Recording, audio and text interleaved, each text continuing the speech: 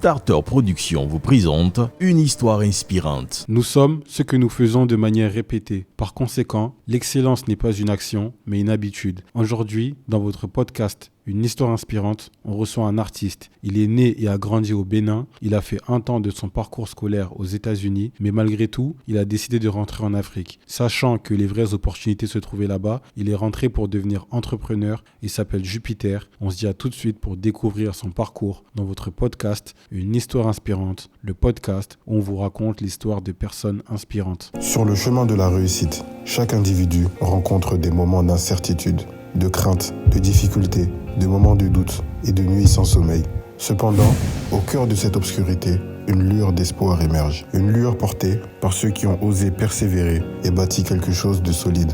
Dans cette émission, nous vous dévoilerons des histoires inspirantes de personnes exceptionnelles. Attachez vos ceintures et suivez-nous.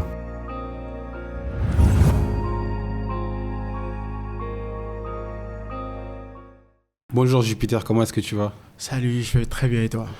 Bienvenue dans ce podcast. C'est un podcast qui s'appelle Une histoire inspirante. Ici, on invite des gens comme toi qui ont un parcours assez inspirant.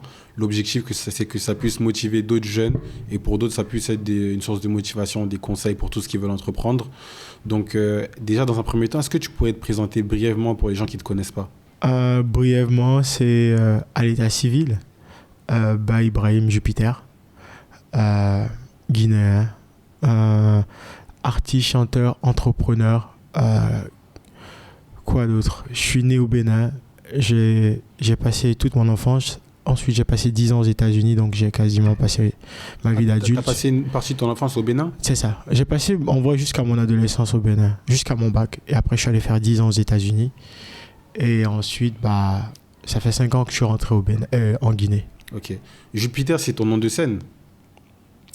C'est mon nom de scène, mais c'est devenu avec le temps mon nom aussi. Tu l'as mis à l'état civil aussi ? Pourquoi Jupiter ? Pourquoi ? En vrai, si tu veux, c'est un nom que je me suis donné, je devais avoir 12-13 ans. D'ailleurs, mon père, il m'a tapassé pour ça. Juste petite anecdote, c'est que déjà le jour où je me suis donné ce prénom-là, ce que j'ai fait dans ma chambre, chambre qui ne t'appartient pas, c'est que j'ai pris un marqueur et j'ai tagué tout le mur. J'ai mis Jupiter, it's me now and forever. Genre, je me faisais un baptême en fait, à la limite, mais je me suis fait taper. T'étais anglophone quand t'étais jeune ? Non, oui, j'ai toujours kiffé les Américains. Avant même d'y aller, j'ai toujours l'anglais, même à l'école, c'était ma matière préférée. La culture musicale, le rap, c'est ça. Ils influencent le monde. Yeah, c'est ça. Ok. Je sais pas si tu te souviens comment on s'est connus nous deux. Vas-y, rafraîchis-moi la mémoire. Moi, le souvenir que j'ai, je sais pas si tu te souviens, à l'époque, j'étais en France, c'était en 2021. J'étais même pas venu en Guinée, je savais même pas que j'allais venir en Guinée. Bon, pour ceux qui me suivent, ils savent que moi, je suis entrepreneur, ça fait maintenant 8 ans. Et à l'époque, 9 ans, je crois même. Et à l'époque, j'avais fait une vidéo où je racontais un peu ce que je faisais, une petite partie de mon parcours. Et tu m'avais envoyé un message. Bon, moi, je n'étais pas trop axé à ce moment-là. Tu rappais, à ce moment-là, ta cible dans la musique, c'était le public guinéen déjà ? C'était en quelle année ? En 2021. Oui, c'était déjà. Début 2021. C'était déjà. Voilà. Et tu m'avais envoyé un message d'encouragement. Moi, je ne suivais pas trop la musique guinéenne. J'écoute plus de la mamaya. Donc, je ne connaissais pas trop. Mais j'ai montré en fait à un frère à moi.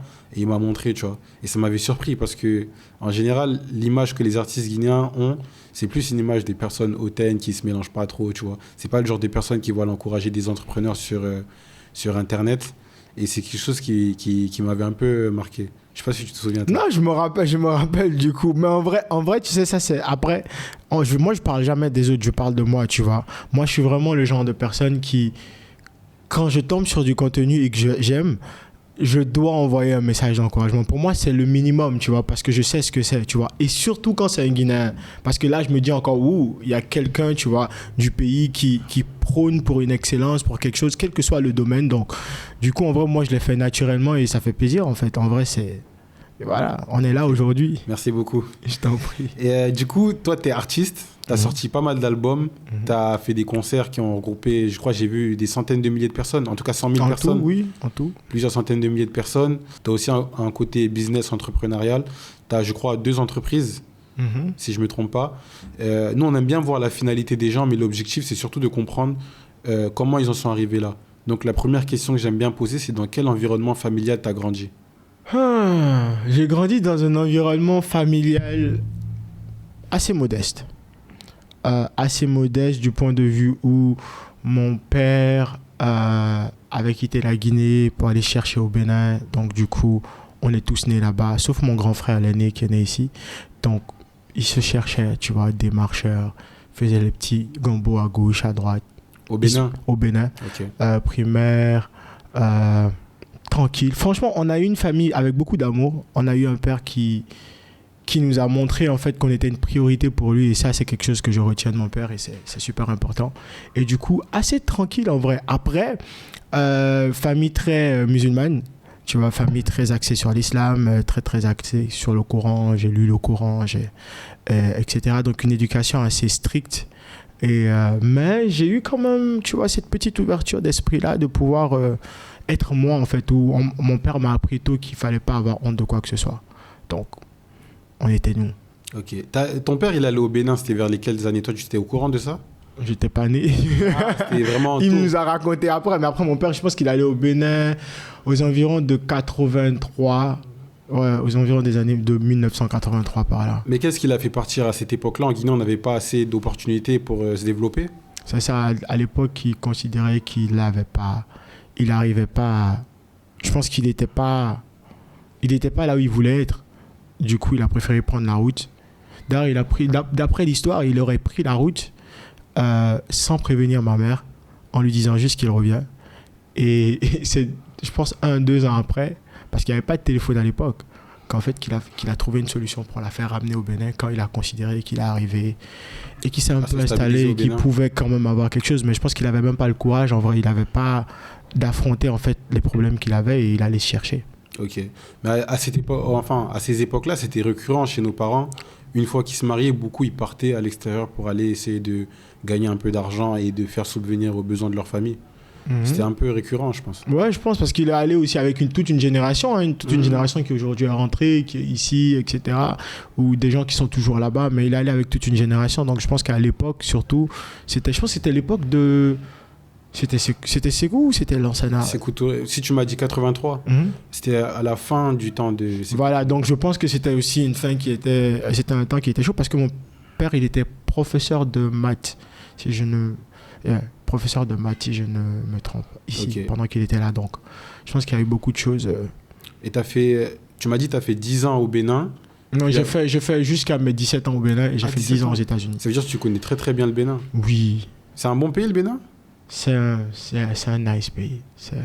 Je dois beaucoup au Bénin. Ok. Et c'est quoi les enseignements, tu penses, que tu as tirés de ton éducation et qui t'ont servi dans la vie?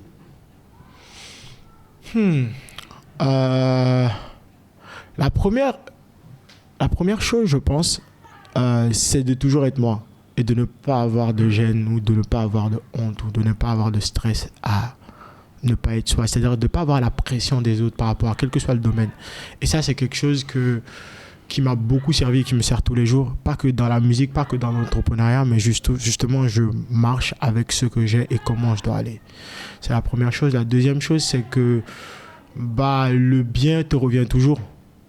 Le bien te revient toujours, le love te revient toujours. Comme tu dis, par hasard, on sait la façon dont toi et moi, c'est quasiment pareil pour beaucoup de choses aujourd'hui que je considère comme des bénédictions dans ma vie. C'est parce que j'ai pas eu de gêne à dire que c'était bon quand c'est bon. Tu vois, parce que je me dis, ça me diminue pas. Et ça m'a beaucoup servi.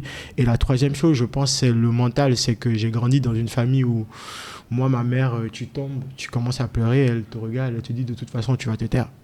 Tu vois, c'était de l'amour tough. C'était pas en mode chouchou, bébé, non. C'était vraiment en mode...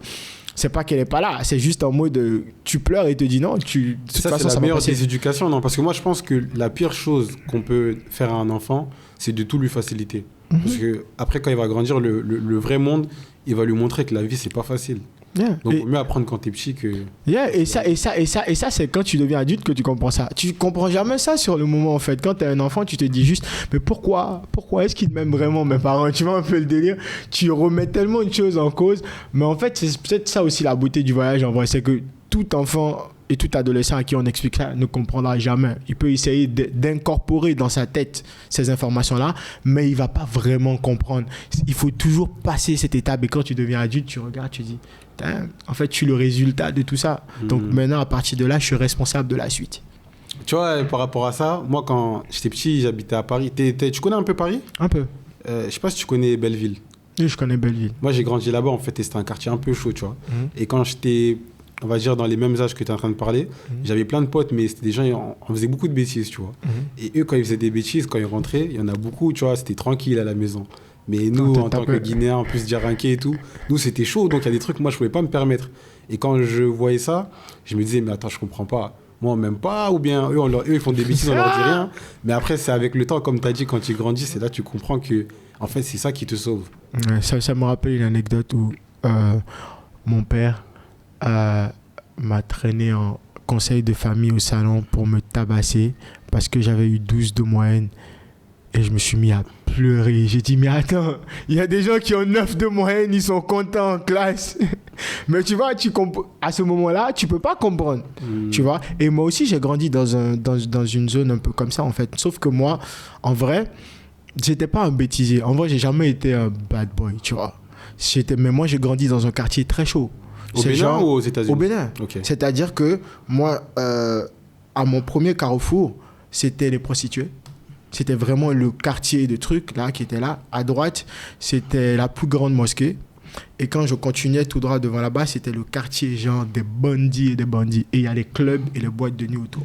Donc même pendant mon adolescence, tu imagines un peu les scènes où on giflait les gens pour prendre les téléphones. Mais là, par exemple, moi, j'ai eu la chance d'avoir mon père, à la limite, qui était mon ange gardien. Parce que mon père était généreux. C'est là que ça revient en fait à ce que j'ai appris en fait. Mon père, c'était pas le farouteur. C'était juste même le gars en fait qui, même quand il voit les petits de la rue ou mal, il va leur donner de l'argent en les conseillant en fait, en mode mais tu fais ça, moi je te revois dans ça, tu vois un peu le délire. Donc c'était le tonton, le truc, tu vois, et pourtant c'était un étranger, tu vois. Donc nous, en grandissant, moi je me sentais toujours protégé, tu vois un peu, mais c'est quasiment le même monde en fait. Et c'est facile de s'intégrer en tant que Guinéen au Bénin ? Ouais, ça va. Moi, il y a des Béninois qui découvrent à peine que je suis guinéen. C'est depuis que je suis rentré en Guinée que j'ai même eu beaucoup de bac, trucs, parce que il y a eu, tu vois, ils étaient pas contents. Parce que de base, je suis aussi béninois. On te considérait plus comme un béninois, en fait. Oui, parce que j'y suis né, j'ai grandi, j'ai tout appris là-bas, mes premières scènes, mes premières kermesses. Tu vois, en fait, de base, mon école, elle est béninoise. Ok. Mais j'ai pas envie de dire une bêtise, le Bénin, c'est anglophone. Non, c'est francophone. Mais c'est juste en frontière avec le Nigeria. Ok. Mais c'est un francophone. 100%. C'est d'ailleurs très proche de la France. C'est pour d'où même moi, mon français, l'éducation. France-Afrique, là. Voilà. Nous, à l'école, c'était vraiment, en fait, tu parles mal, c'est-à-dire que tu conjugues mal une phrase, tu es humilié, en fait, dans la cour. Tu vois, c'était vraiment rigide. Ok. Et au niveau du parcours scolaire, tu étais quel type d'élève ? Très bon élève. Moi, j'ai toujours aimé apprendre. J'ai eu mon bac en première, en candidat libre, à 16 ans. Donc, après, j'ai fait mes études en marketing. J'ai été à Atlanta pendant mes études à l'université. J'ai été dans la National Honor Society, donc le tableau d'honneur. Donc, ouais, j'ai toujours aimé apprendre, moi. Moi, quand je me mets dans quelque chose, c'est que j'aime apprendre. Donc, moi, à l'école, j'aimais, en fait, sauf en maths. Je pense que les maths, même au bac, c'est la seule où j'ai raté, la matière où j'ai raté. Et même à l'université, ce que j'ai fait, c'est que j'ai choisi, tu sais, le système américain, c'est qu'on te donne toute la liste des cours qu'il te faut pour avoir ton diplôme. Okay. Donc, chaque semestre, toi, tu composes en fonction des cours que tu as envie de composer. En fait, on te donne le choix, en fait, tu vois.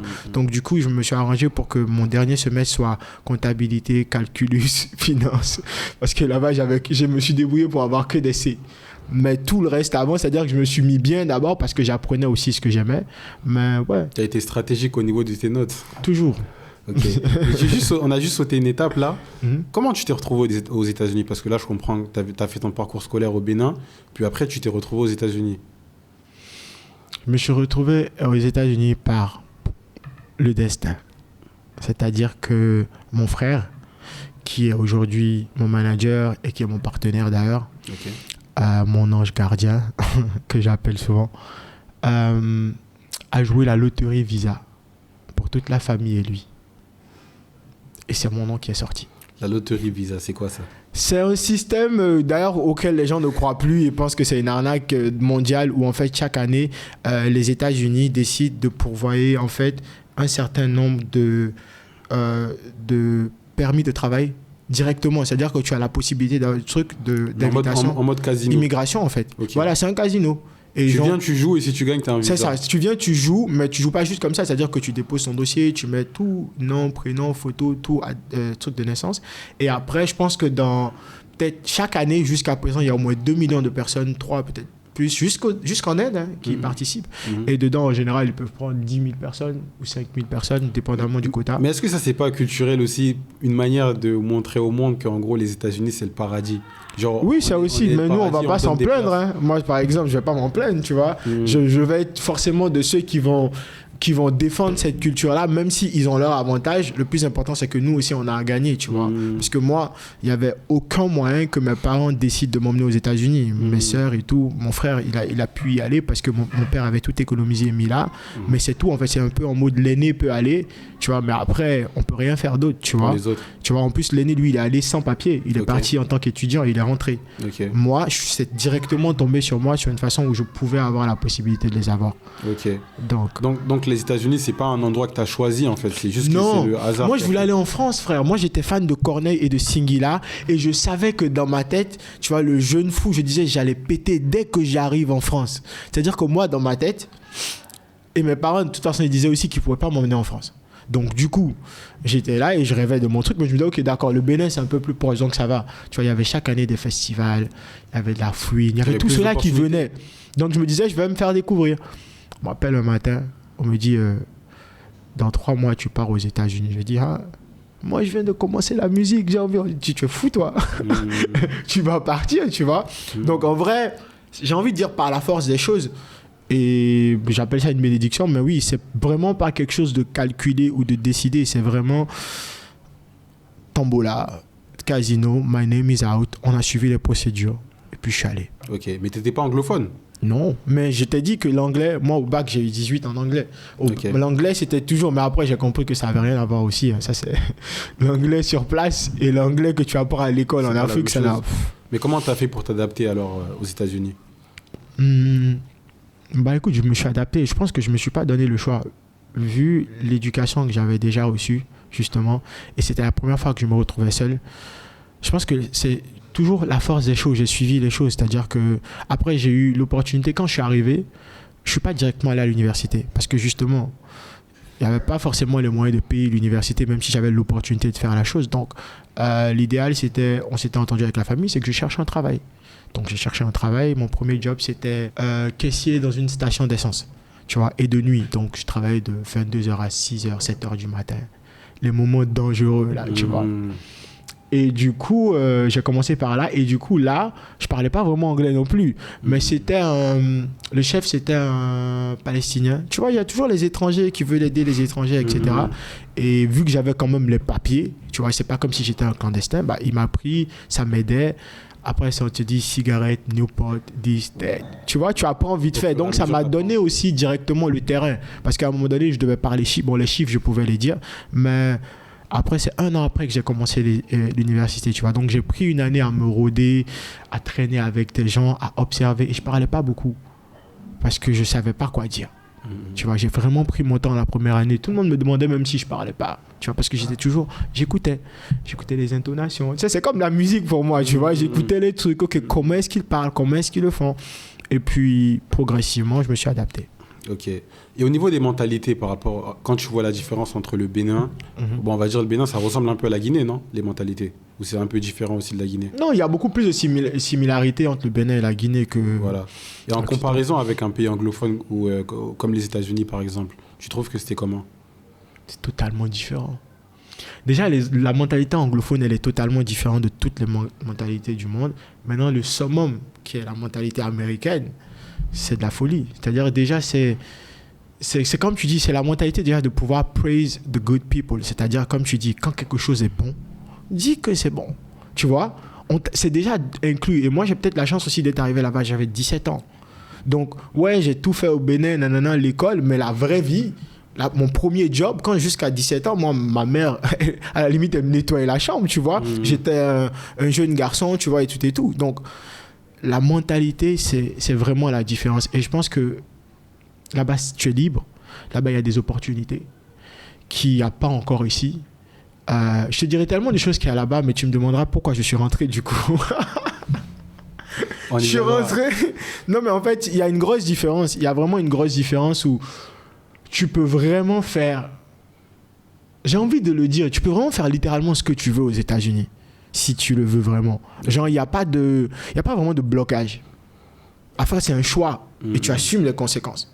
C'est-à-dire que moi, je connais des amis qui sont des extrêmes, comment on appelle, bank, steal card, credit card, doing this business. J'en ai qui font ça. Ils vivent la vie de luxe de fou, mais chaque 2 ans, ils se font emprisonner. Après, ils ressortent. Ils ont choisi cette vie-là, en fait. C'est devenu normal pour eux, tu vois. Je connais des gens qui ont commencé tout petits, qui aujourd'hui bossent dans les plus grosses banques, tu vois. En fait, pour moi, En fait, il n'y a pas de barrière, il n'y a pas de limite. Il n'y a pas de barrière. Il n'y a pas de barrière. Une anecdote, je connais un ami ivoirien, une famille de frères ivoiriens qui sont arrivés là-bas. Je me rappelle, j'étais déjà arrivé aux États-Unis et leur premier job, c'était livreur sous la neige en vélo. Tu vois, parce que c'était ce qu'ils pouvaient avoir. Ils étaient clandestins. Ils ont dû faire leur truc, je pense, en réfugiés, etc. Mais si je te dis qu'aujourd'hui, ils ont minimum, je pense, 5 camions. Ils sont dans le déménagement et ils te font des chiffres hallucinants par semaine. C'est-à-dire vraiment à New York. Quand je te dis des chiffres hallucinants, ils sont aujourd'hui ils vivent dans des lofts, mais les mecs, quand ils sont arrivés, ils n'avaient même pas les papiers. C'est-à-dire, moi, je suis arrivé là-bas, j'avais les papiers, hein. Tu vois, moi, mon summum, c'est autre chose, tu vois. Moi, je suis arrivé quand même, j'ai monté. Mais en fait, eux, ils sont arrivés et aujourd'hui, ils vivent une vie que même moi, je n'ai pas vécue là-bas. Tu vois, c'est pour te dire à quel point il y a des choses à faire là-bas. On ne va pas se mentir. C'est le rêve américain, quoi. C'est vraiment, oui, c'est pas faux. C'est juste qu'on ne te montre pas tout le travail à faire aussi. Tu vois, dans le rêve, on ne te vend pas que derrière, tu ne vas pas dormir. Que derrière, là-bas, en fait, là-bas, tu dors toi-même, tu te diras que tu es un paresseux. Tu vois, imagine New York, à 5 heures déjà, tu entends du bruit. Tu vois, tu ne peux pas dormir. Même si tu fais rien de ta vie, au pire, tu vas faire une dépression parce que tu vas entendre les gens en dehors. Donc, ça te fait bouger. Tu vois, les gens autour, l'environnement, en fait, est tout le temps en mouvement. Donc, du coup, tu te retrouves en mouvement. Et je pense que c'est ça, en fait. Ok. Et bon, nous, ici, on ne parle pas trop de musique, tu vois, mais vu que t'es artiste, on va en parler un peu. Bien sûr. Comment la musique, toi, c'est arrivé ? C'est arrivé seulement... En vrai, c'est depuis tout petit. Okay. Je suis vraiment... C'est quoi, t'écoutais beaucoup de musique ? Ouais, j'ai baigné dans ça. C'est une attraction, c'est une fusion inexplicable. En vrai, je ne vais pas rentrer dans des théorèmes où tu vas te sortir une belle phrase. Mais c'est juste que, aussi longtemps que je m'en souvienne, j'ai toujours aimé chanter. Okay. Et ma mère aussi en témoigne. Tu vois, même si c'était pas facile pour elle de l'accepter, tu vois. C'est ce que j'allais dire, parce qu'en étant d'une famille Peul, t'as pas dû avoir beaucoup de modèles dans la musique. Jusqu'à dans mon village, j'en ai aucun. C'est-à-dire même dans l'arbre généalogique, il n'y a pas de rappel en tout cas qu'il y a quelqu'un. Donc. Ok. Et comment t'as évolué dedans jusqu'à arriver aujourd'hui ? J'ai évolué progressivement. J'ai toujours pris le temps d'apprendre. C'est comme je dis, je fais tellement la musique depuis longtemps, mais en fait, il y a eu des moments où j'en faisais pas. Par exemple, pendant mes études universitaires, dans ma tête, c'est pas quelqu'un qui m'a dit fais pas de musique, tu vois. Mais dans ma tête, c'était en mode, je vais étudier le marketing et la pub. Je sais que ça va me servir dans la musique, ça va me servir sur autre chose. Donc, pour l'instant, j'en fais pas, tu vois. En fait, c'est pas une relation toxique. Parce que crois-moi, des artistes qu'on est, souvent on peut avoir une relation toxique avec notre musique. Tellement on dépend qu'en fait, on finit par, tu vois. Donc moi, ça va, c'est en évoluant, c'est en apprenant. Ça s'est vraiment fait naturellement, man. C'est juste qu'il y a eu un déclic, évidemment, où je me suis dit, écoute, j'en fais mon travail. Ça, c'était en 2018. C'est là que j'ai décidé de rentrer en Afrique. Mais sinon, jusque-là, c'était juste tranquille. Quand je peux faire des clips, je les fais, mais je m'arrange pour toujours faire de beaux clips. Au Bénin, il y avait des demandes. J'allais en vacances. C'est-à-dire que même quand j'étais au State, les vacances, j'acceptais de perdre le boulot parce que quand j'étais encore à l'université, je prenais des boulots et je savais que c'était pas des boulots de carrière. Donc, du coup, j'étais capable, en fait, de prendre un job, même si on me dit, ouais, t'es là pour 2 ans. Je dis oui. Mais l'été arrive, je dis, écoutez, moi, je dois rentrer, j'ai des vacances. Pour te débrouiller, quoi. Oui, mais c'était voilà, parce que moi, je voulais rentrer faire de la musique. Et que je savais que ma cible n'était pas aux États-Unis. Donc, tu vois, donc pour moi, tout ce qui était juillet, août, septembre, je travaille, quel que soit le job. C'est-à-dire que je suis capable parfois de partir, de revenir, de passer 1 mois à trouver un nouveau job. Mais j'étais heureux. Parce qu'en fait, je donnais du temps à la musique. Tu vois, et à un moment donné, j'ai dit, écoute, il faut maintenant que je lui donne du plein temps. Tu vois, et... C'est comme ça que ça a évolué. C'est ça. Ça fait quel effet de remplir une salle de concert de 100 000 personnes? C'était 50 000, la salle. 000, la salle à elle, c'était l'Esplanade. Okay. C'était 50 000. Frère, ça fait quelque chose. Ça doit trembler et tout, non? Ça... C'est inoubliable. Genre, même sur le moment, tu te dis que tu ne vas jamais l'oublier. C'est incroyable. C'est beaucoup d'amour parce que quand c'est 50 000 personnes qui sont venues te voir, tu vois, qui sont venues pour toi, tu vois, c'est surtout... Ouais, ils se disent... C'est la direction. Eux tous, ils sont là pour moi. Tu vois, parce que c'est la direction, c'est-à-dire qu'ils sont venus pour ton concert, ils sont venus pour te donner de la force. Et puis ça crée une relation à vie. Moi, je suis là, c'est parce que je l'ai reçu et que pour moi, c'est primordial que je rende, en fait. Et du coup, avec tout ce que tu as pu construire là, tout ce que tu viens de nous expliquer, quand tu arrives aux États-Unis, pourquoi tu prends la décision de rentrer en Guinée? Surtout que toi, en plus, tu n'avais vraiment pas d'attache avec la Guinée parce que tu as grandi au Bénin. Pas du tout, j'avais pas d'attache. Ton père est aux États-Unis, enfin, tu as grandi au Bénin, puis tu pars aux États-Unis. Donc, même ton père, il n'avait plus rien à voir avec la Guinée. Non, mon père, il est juste rentré 1 an avant son décès. Ok. Et puis, parce qu'il avait paix à son âme, parce qu'il savait, il sortait qu'il allait décéder, et puis il disait qu'il voulait rentrer. Il était malade, donc il est rentré, mais c'est ouais. En fait, j'ai pas... Déjà, quand je suis arrivé aux États-Unis, je m'étais promis que je ferais que 10 ans. Parce que je suis rentré dans un système où quand je suis arrivé, tu vois, j'ai commencé par les petits jobs. Et j'ai vu les oncles, j'ai vu des gens, j'ai vu à gauche, j'ai vu à droite, j'ai vu les Africains.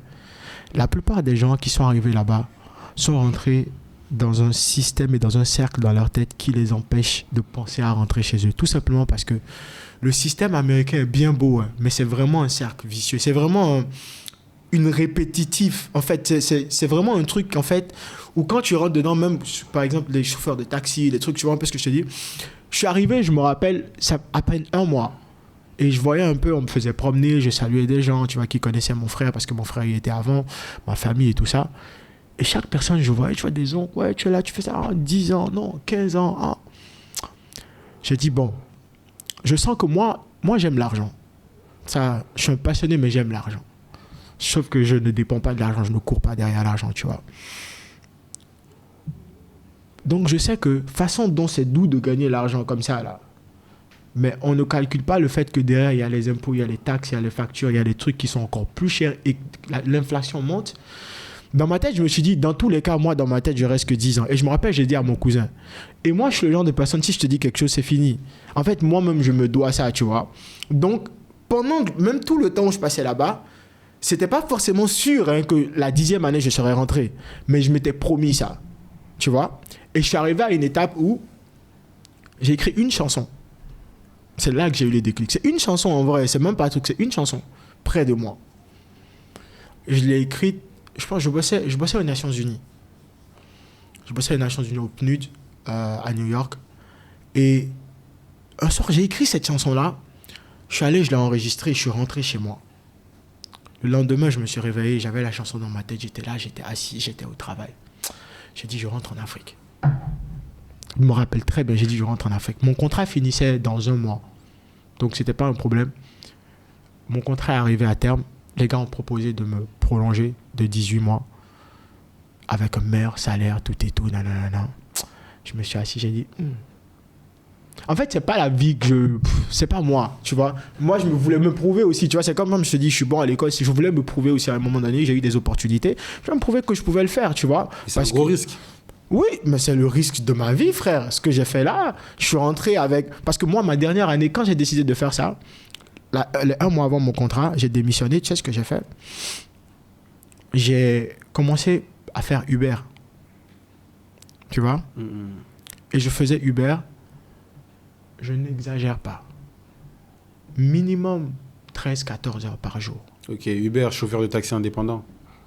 Ce dans quoi je voyais les autres rentrer dans un cercle, je l'ai fait pendant 1 an et je me suis fixé un truc. J'ai dit 1 an, j'économise tel, je m'en fous, je me limite. Tu sais quoi, je n'allais pas en boîte, j'allais en boîte le week-end pour prendre les clients. J'adorais ça. C'est-à-dire que moi, dans ma tête, je savais que je rentrais. J'avais dit à personne, tu vois. Le déclic était là. Quand on m'a proposé, j'ai dit, je veux plus mon contrat, je veux être libre, mais maintenant, il faut que je prépare. Et j'avais pas décidé de rentrer en Guinée aussi. C'est ça aussi le truc. Mon frère, il est à Abidjan. Donc, dans ma tête, j'allais d'abord aller à Abidjan. Parce que la Guinée et moi, on se connaît pas vraiment. Tu vois un peu le délire.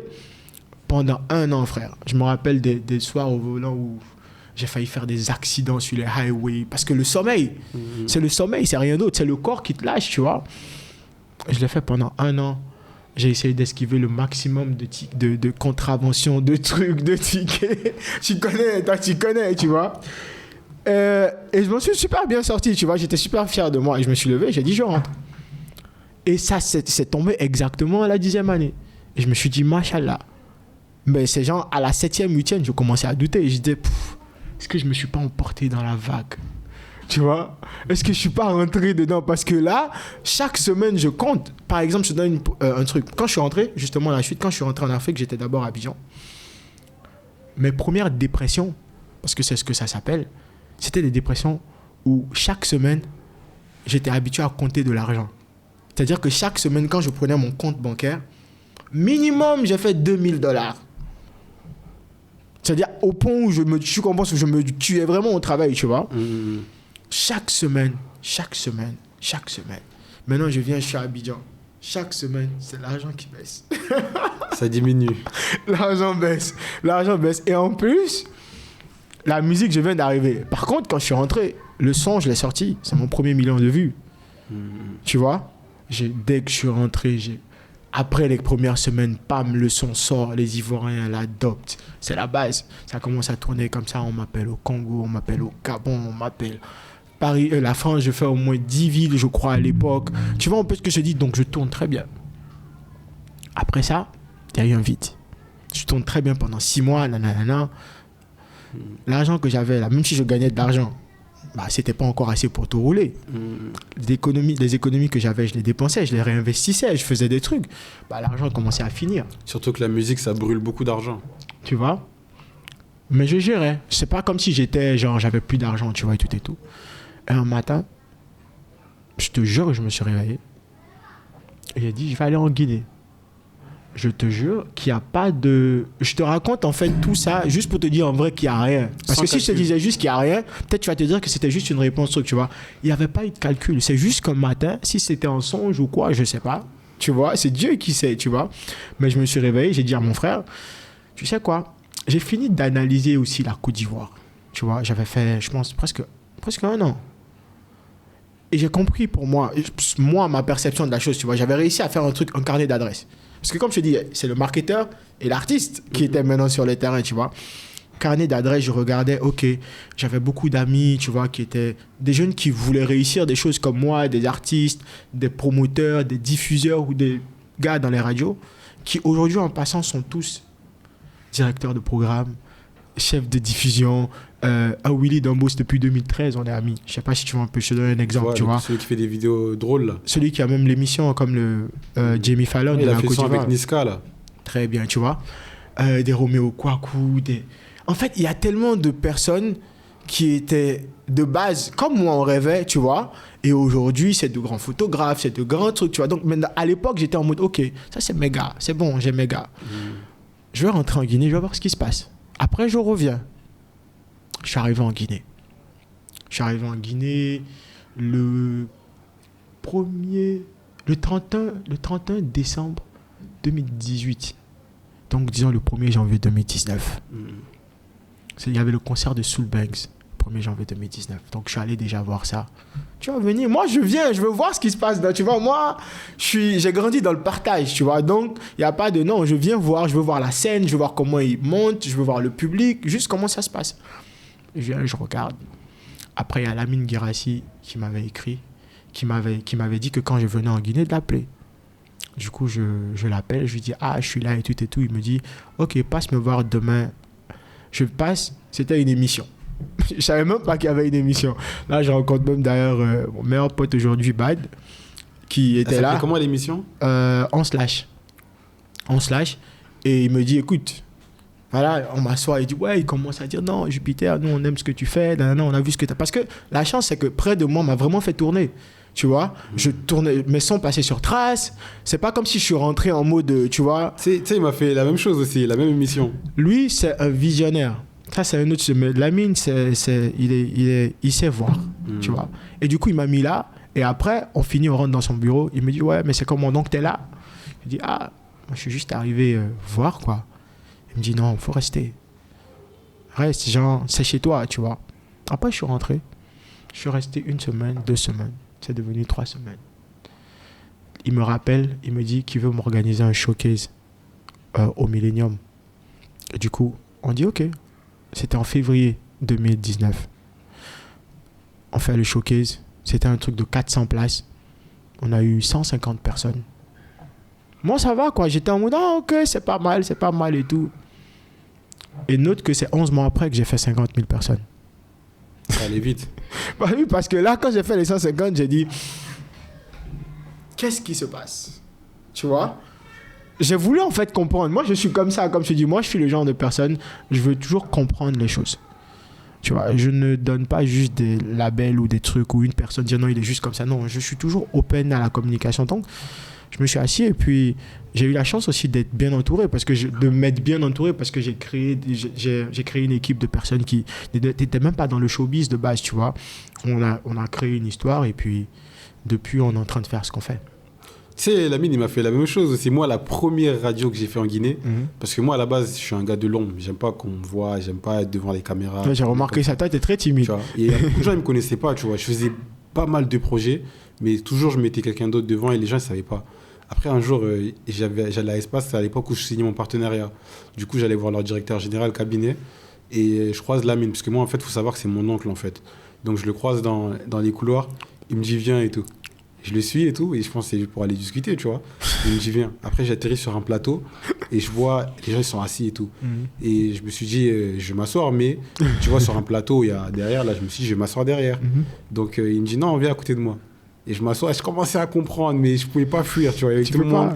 C'est-à-dire, je m'assois, et d'un coup, là, je vois ça en live. C'est-à-dire, au début, j'ai paniqué. Après, tu n'as pas le choix. Hein, ah, vas-y, il sait que tu peux.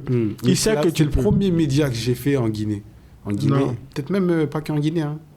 Et c'était la même mission que toi, en plus. T'as vu ça. Non, tu vois, c'est des exemples comme ça qui doivent même nous encourager à continuer à partager. Parce que même s'ils ne sont pas nombreux, si tu vois des gens ou des aînés ou des personnes du même milieu que toi qui te donnent de la force, ton minimum, mon devoir, c'est de continuer. Tu vois, c'est de faire pareil, en fait. On n'est pas obligé d'attendre que tout le monde... Je comprends qu'on se plaigne de gauche, droite, mais on n'est pas obligé d'attendre ça. Il faut qu'on fasse un peu. Bah, tu as complètement raison. Moi, pendant un moment, il y a quelque chose qui ne me motivait pas quand j'ai lancé la boîte de production. Mais à l'époque, j'avais une marque de vêtements. Et pendant ma marque de vêtements, en fait, au départ, quand j'ai lancé, forcément, il y a des gens qui soutiennent, tu vois. Et au moment où ça devient dur, quand tu as envie d'abandonner, tu penses à tous ces gens, tu vois. Tu te dis, mais attends, tous ces gens qui t'ont soutenu. Je crois. Donc, si tu arrêtes, ça veut dire, tu vas dire quoi? Tu vas les regarder, tu vas dire, ah, j'ai pas tenu, j'ai arrêté. Et ça te permet de te maintenir, tu vois. En Guinée, c'est pareil. Tu vois, tout le monde connaît des moments difficiles. Et en plus, la Guinée, c'est un pays hyper dur. Mais si tu décides d'abandonner, c'est que d'un côté, tu déçois tous les gens qui t'ont soutenu, qui t'ont encouragé ou que même tu motives. Il y a des gens, tu les motives. Surtout toi, avec ta musique, quand tu remplis une salle de 50 000 personnes, c'est que tu as des gens qui croient en toi, tu vois. Donc, c'est un truc que je pense que les gens ils doivent retenir aussi. C'est du love. Et pour le recevoir, il faut le donner, comme je dis. C'est clair. Et du coup, après, tu t'es installé en Guinée. Et comment tu t'es développé après? Progressivement, hein. Je t'avoue qu'on a été ralenti par Corona, Mhm. parce que ça, c'est un épisode super important, mais je suis arrivé, comme je t'ai dit, en 2019, donc c'est la première année, tout ce que je faisais, c'était que j'étais dans la directive de... Je voulais remplir l'esplanade parce que j'avais envie, pas parce que je voulais prouver que je pouvais rassembler 50 000 personnes, mais en fait, mon ego, si tu veux, en griffe, faut le reconnaître, me disait, en fait, t'es pas venu pour débuter en Guinée. Tu vois un peu le délire? T'as commencé quelque chose ailleurs, ça marchait ailleurs, tu vois. Tu as juste décidé de rentrer chez toi.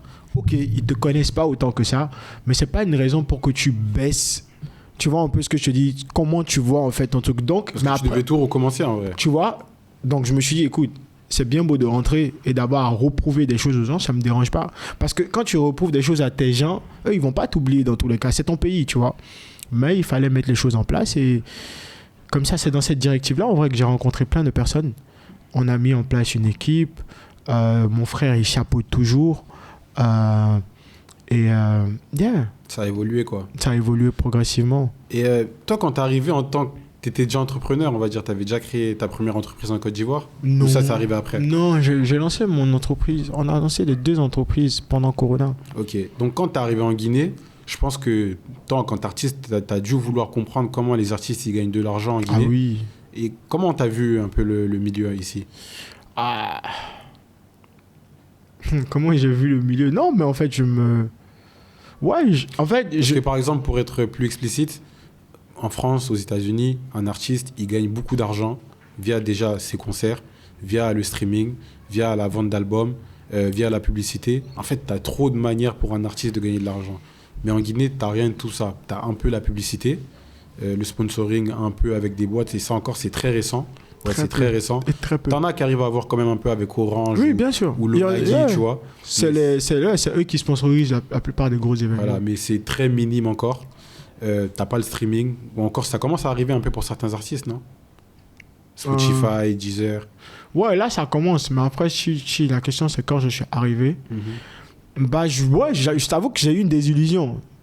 Désillusion, c'est pas une déception parce que c'est pas comme si c'est leur faute non plus, à un niveau donné. Mais ouais, je suis arrivé, je me suis rendu compte qu'il n'y avait pas de. Ouais. Modèle économique. En fait le modèle économique le plus fort, c'était les concerts. Tu vois? Et il marchait en vrai.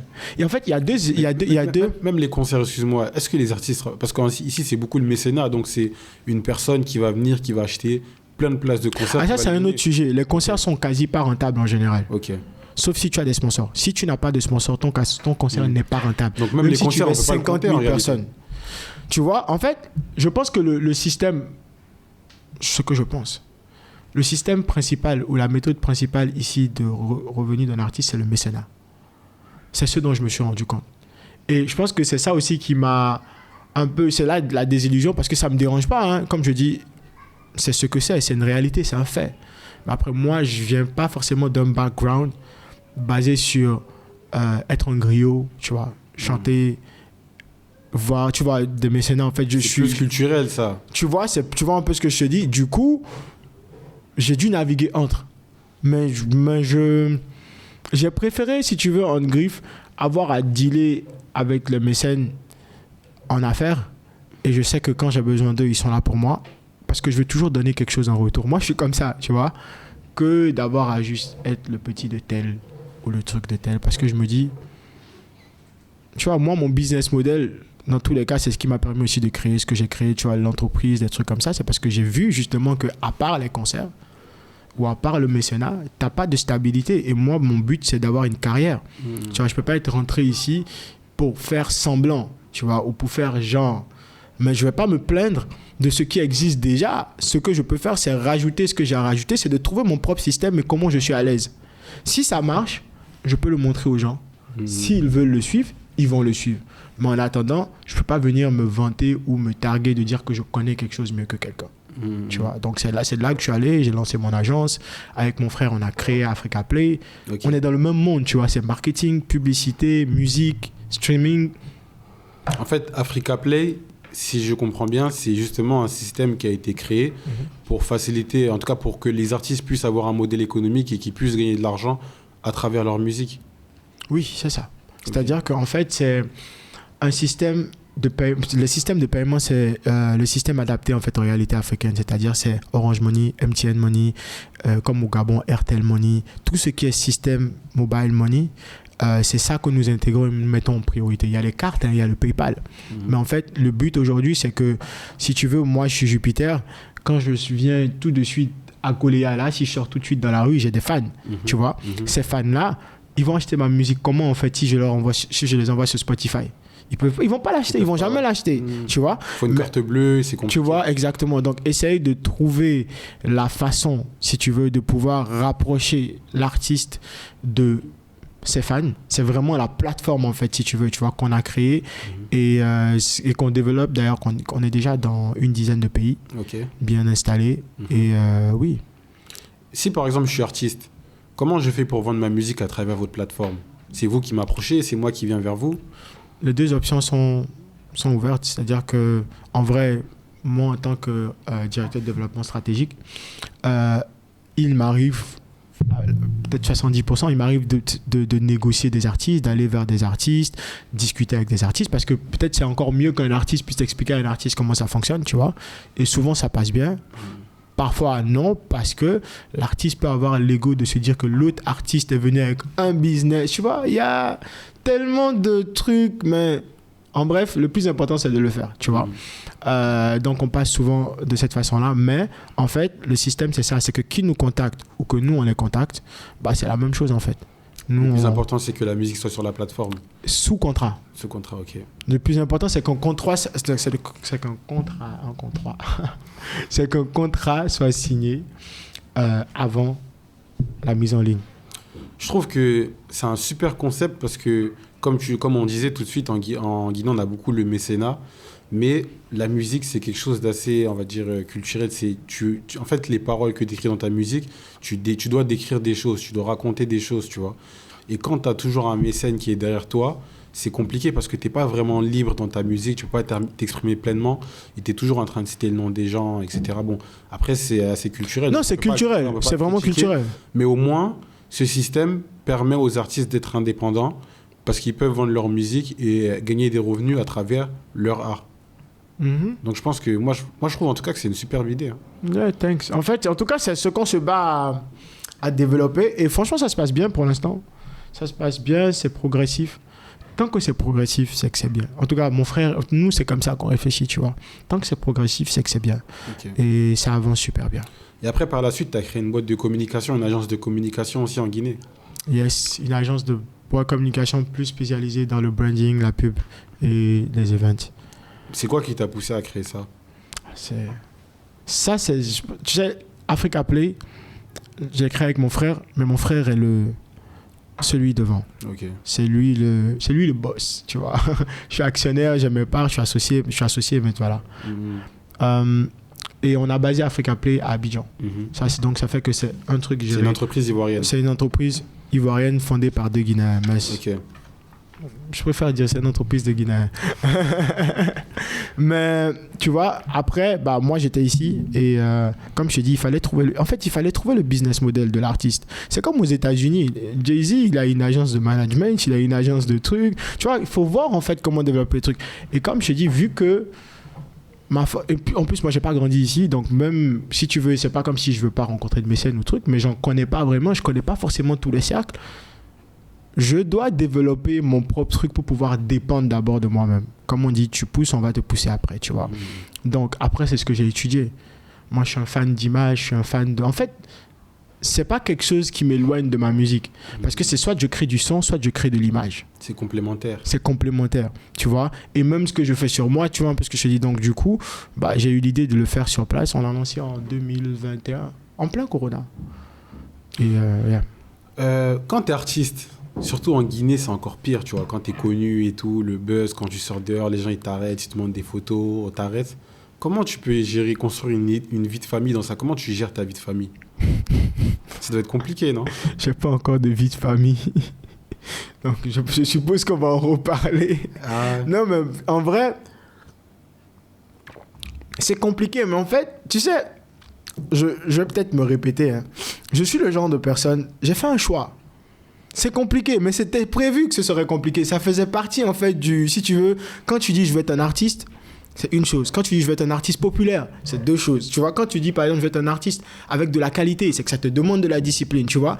Donc du coup, c'est compliqué et pour l'instant, j'ai pas encore de vie de famille, j'ai pas encore, tu vois, d'enfants et tout ça. Mais je suppose que je vais devoir vivre avec. Ou à un moment donné, si ça m'avantage pas, mais je peux pas me plaindre, tu vois un peu ce que je veux dire, parce que T'as plein d'avantages à côté. il y a des avantages et il y a toujours des inconvénients à chaque chose. C'est le yin et le yang. Tu vois, faut assumer en fait avec quoi ça vient. Même moi, pour l'instant, en tout cas, ça va. C'est vrai que après, moi, je suis un casanier. Donc pour l'instant, je me plains pas parce que je sors pas vraiment. Même quand je suis à Conakry, je peux rester chez moi une semaine.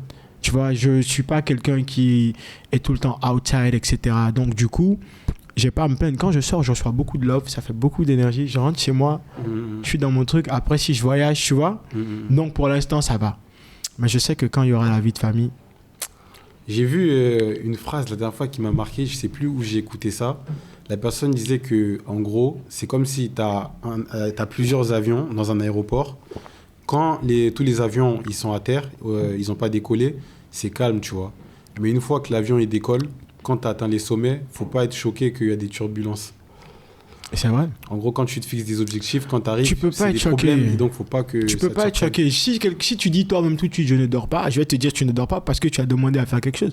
En fait, il y a une phrase drôle que j'avais postée sur Facebook la dernière fois qui disait en fait, la vie n'est pas compliquée, c'est nous qui sommes ambitieux. En fait, c'est nous qui voulons. Donc, en vrai, aujourd'hui, si tu décides de faire quelque chose, tu assumes ce avec quoi ça vient. T'as raison. Et c'est quoi les plus grosses difficultés que toi t'as rencontrées en Guinée? Les plus grosses difficultés, si tu veux, c'est des difficultés classiques. Hein. J'entends beaucoup de gens se plaindre de la même chose. Du coup, c'est pas répétitif. Si tu veux, parfois c'est la mentalité, mais à un niveau où peut-être les gens ne sont pas forcément conscients de l'importance du travail, tu vois, ou ne sont pas forcément conscients du sujet. C'est ça en fait. En vrai, si tu veux, moi je pense que c'est la mentalité. C'est juste le fait que, si tu veux, si on va résumer, c'est juste le fait que tu as l'impression que les gens ne voient pas ce que tu trouves logique. Tu vois? Mais en vrai, c'est qu'ils ne le voient pas parce que ça n'a jamais existé à leurs yeux. Tu vois? Mais les vraies difficultés, c'est ça en fait. C'est qu'il y a des trucs qu'ils vont te ralentir sur des choses. Toi, tu vas dire, écoute, 16h, il va se pointer à 19h, ou il ne va pas se pointer et il ne va pas t'appeler. Tu vois un peu ce que je te dis? Ou en fait, des trucs comme ça, en fait, et ça ralentit tout le monde. Comme on disait comme aux États-Unis, là-bas, c'est l'environnement qui te rend plus rapide. Ici, l'environnement, il est capable de te ralentir. Tu vois? Et c'est ça la difficulté, c'est que l'environnement est capable de ralentir. Mais bon, c'est pas une raison pour ne pas croire en l'environnement, il peut changer. Ok. Là, tu travailles sur un projet actuellement où tu as prévu de faire des concerts dans la Guinée, c'est ça? C'est ça. En gros, est-ce que tu peux nous parler un peu de ça? Bon, écoute, là, je travaille sur mon prochain album, Fabel en chapitre 2. Et cette fois-ci, pour le présenter, si tu veux, aux Guinéens, au lieu de le faire qu'à Conakry, j'ai décidé de le faire à travers toute la Guinée. Et vu que j'ai aussi été nommé ambassadeur touristique, ambassadeur du tourisme de la Guinée avec l'ONT, je me suis dit que ce serait super intéressant de pouvoir en faire un parcours, en fait. Donc là, je travaille sur, à partir du 28 septembre jusqu'au 25 janvier. Ce sera Sangaredi, Kamsar, Boké, Fria, Kindia, Labé, Kankan, Sigiri, Zérékoré et finir par Conakry. Mais attends, quand tu pars le 28 septembre, là, tu reviens plus à Conakry? Non, je reviens. Les concerts il y a une logistique spécifique. Les concerts sont organisés de façon à ce qu'on utilise chaque 2 premières semaines de chaque mois. Ok. Donc ça fait les 2 premières semaines à chaque fois que tu vois. Voilà. Et les 2 dernières semaines, tu es toujours à Conakry. Je suis à Conakry. Le temps de récupérer, de voir le suivi, etc. Et ce sera musique, ce sera tourisme et ce sera aussi social. Parce que le but aussi, c'est ça, c'est que dans chaque ville où je vais, que je puisse rendre. Après le concert, on va voir quelque chose, qu'est-ce qu'on peut faire dans la ville, etc. Et ça va être, Inch'Allah, une belle fête. Inch'Allah. C'est quoi, toi, qu'on peut te souhaiter, du coup, pour l'avenir? Longue vie, santé. C'est le plus important. Yeah. Et au-delà de ça? Bah, le meilleur de ce que je veux. Mais en vrai, oui, c'est beaucoup de love, que le love continue à être. Parce que c'est de l'amour qui t'apporte tout, que ce soit le succès, que ce soit les business, que ce soit l'argent, c'est d'abord l'amour en fait, tu vois. Donc beaucoup de love et puis, mais longue vie, santé. Le reste, on va gérer. On est au pays. Je résume un peu. Hein. Tu es né au Bénin, tu es parti aux États-Unis, tu as réussi à passer pas mal de gros diplômes, tu as travaillé pour le PNUD, tu as travaillé pour qui d'autre aux États-Unis?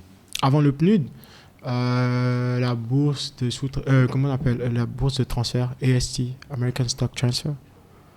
Après, c'est les 2 gros boulots que j'ai fait. Avant ça, je préférais, comme je te disais, je préférais chaque année, oui, parce que j'étudiais, je préférais même chaque année faire mes boulots, sortir du pays, faire mes boulots, sortir du pays. Ok, donc tu as fait tout ça. Puis tu es rentré t'installer en Côte d'Ivoire.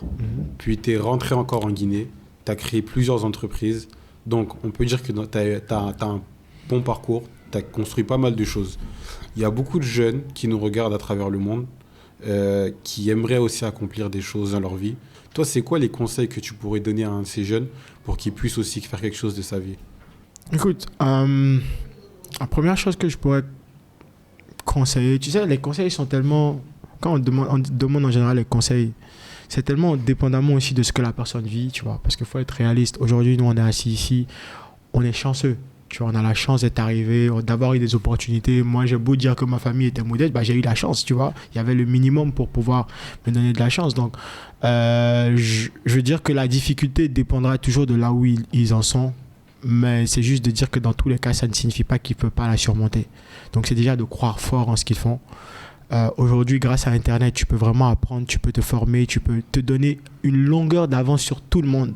En fait, donc, c'est de ne pas hésiter à apprendre tous les jours et à se former. C'est travailler dur, patience, beaucoup de patience et de mettre le reste dans les mains de Dieu. Ok, merci. Je sais que ton parcours va servir à inspirer beaucoup de gens. Donc, je te remercie pour ce podcast qu'on vient de faire et on se dit à bientôt. C'était un plaisir, à bientôt. Ce contenu est produit par Starter Productions. Bonjour, permettez-moi de prendre un instant pour aborder un sujet crucial. Je suis Bassekou Djabi, le fondateur de Starter Productions, une société spécialisée dans la production audiovisuelle, dévouée à amplifier votre communication. Que vous soyez une entreprise en quête de nouveaux clients ou une institution désireuse de promouvoir ses activités, nous sommes là pour vous accompagner. Si vous aspirez à aller plus loin, notre équipe de Shams Communication peut concevoir une stratégie sur mesure pour accroître votre visibilité et propulser vos activités. Enfin, pour immortaliser vos moments personnels mémorables, tels que les mariages, Starter Events est à votre service. N'hésitez pas à nous contacter sur l'un de nos divers réseaux sociaux ou via WhatsApp au numéro suivant, le 00 224 627 94 25 59. Le 00 224 627 94 25 59.